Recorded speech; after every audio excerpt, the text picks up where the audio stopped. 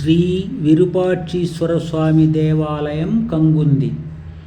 ఈ గ్రామం కుప్పం నుండి 20 కిలోమీటర్ల తూర్పున ఉంది. ఈ గ్రామంలో శ్రీ విరూపాక్షేశ్వర స్వామి దేవాలయము పూర్వాభిముఖముగా నిర్మించబడి ఉంది. ఈ ఆలయాన్ని కుప్పం జమీందార్లు కంబినాయిని మనమడు మోముర్ది చినవీరప్ప నాయుడు 1185–1131 సంవత్సరముల మధ్యకాలములో నిర్మించాడు.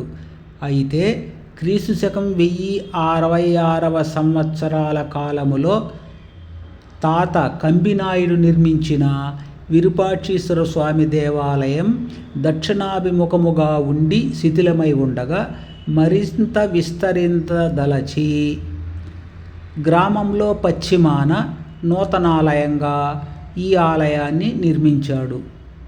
ఆ ఆలయం కూడా శిథిల దశలో ఉండగా తరువాత కాలంలో దేవాదాయ శాఖ నిధులతో సర్వాంగ సుందరముగా పునర్నిర్మాణములు చేయబడినవి.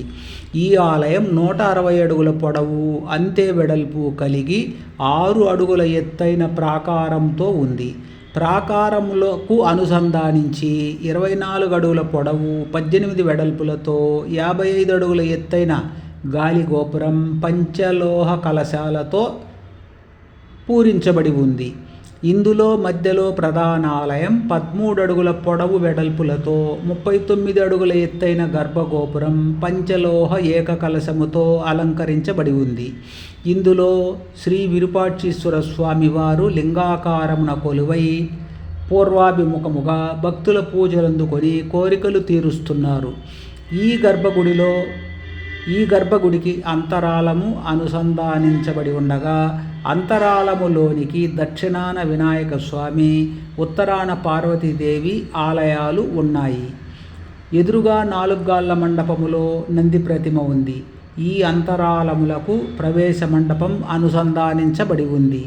ఈ ప్రవేశం పైన ఉపాలయాలలో పార్వతీ పరమేశ్వరులుండగా ఇరువైపులా చిన్న ఉపాలయాలలో వినాయక స్వామి, పార్వతీదేవి ప్రతిరూప దర్శనాలు ఉన్నాయి.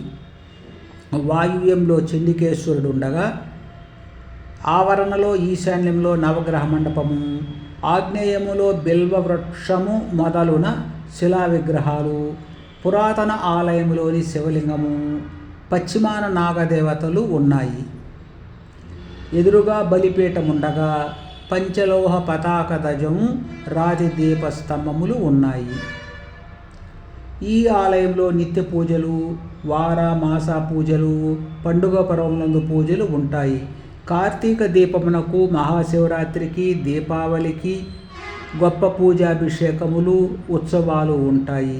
ఈ ఆలయానికి జమీందారులు సమకూర్చిన భూమాన్యములున్నాయి.